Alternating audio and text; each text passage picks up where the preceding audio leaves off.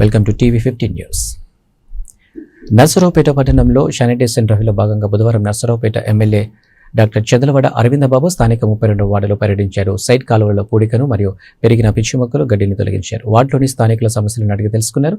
రాష్ట్రంలో మరియు నియోజకవర్గం పరిధిలో చేపట్టిన అభివృద్ధి కార్యక్రమాలను వివరించారు. ఈ కార్యక్రమంలో పల్నాడు జిల్లా జాయింట్ కలెక్టర్ మరియు నర్సరావుపేట ఆర్డీఓ, మున్సిపల్ సిబ్బంది, సచివాలయం సిబ్బంది, కూటమి నేతలు, కార్యకర్తలు పాల్గొన్నారు.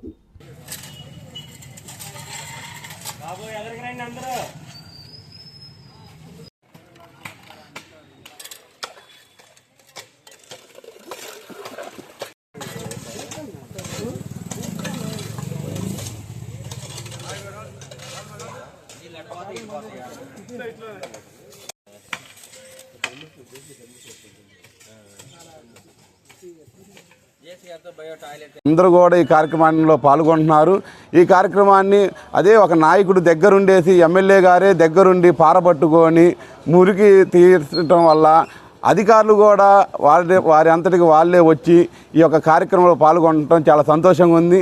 ప్రతి ఒక్కళ్ళు ఇళ్ళ దగ్గర ఆడవాళ్ళు ఏమడుగుతున్నారంటే, అసలు ఎమ్మెల్యే ఉండేసి డైలీ పారబట్టుకొని తిరుగుతున్నాడు, మనం కూడా మన ఇంటి ముందు శుభ్రం చేసుకుందామని ప్రతి ఒక్కళ్ళు ఈ విధంగా తోడ్పడటం చాలా సంతోషదాయకంగా ఉంది.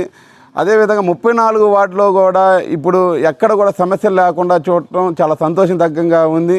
అదేవిధంగా డాక్టర్ గారు ఉదయం లెగిసిన దగ్గర నుంచే చేసి ఈ కార్యక్రమాల్లో ఉండటం చాలా సంతోషంగా ఉంది.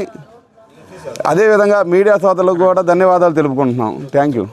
అందరికీ కూడా ధన్యవాదాలు తెలియజేస్తూ, మరి మన ఉమ్మడి ప్రభుత్వం ఏర్పాటైనప్పటి నుంచి కూడా నారా చంద్రబాబు నాయుడు గారి ఆదేశాల మేరకు, పవన్ కళ్యాణ్ గారి పట్టుదలతోటి, మోడీ గారి ఆశీస్సులతోటి మన రాష్ట్రాన్ని అభివృద్ధి చేసుకోవాలనే కార్యక్రమాన్ని చేపట్టడం జరిగింది.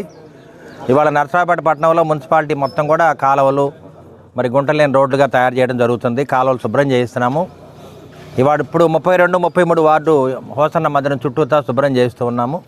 మరి గడిచిన 5 నెలలుగా ఇదే పని, మరి ఎక్కడ కూడా బీరు పోకుండా కరెక్ట్గా చేస్తూ ఉన్నాము. దీనికి అధికారులు, మున్సిపల్ కమిషనర్ గారు, కలెక్టర్ గారు, జాయింట్ కలెక్టర్ గారు, ఆర్డీఓ గారు అందరూ కూడా పర్యవేక్షిస్తున్నారు. ఎందుకంటే ఇది మన పట్టణం, మన గ్రామాన్ని, మన పట్టణాన్ని, మన రోడ్ని మనమే బాగు చేసుకోవాలి. మరి అధికారులు ఉంటారు, మరి శానిటరీ వర్కర్స్ ఉంటారు, కానీ మనం కూడా కొంత చేయూతనిస్తే కనుక వాళ్ళు 10 మంది ఉంటే మనం 20 మంది ఉండాలి.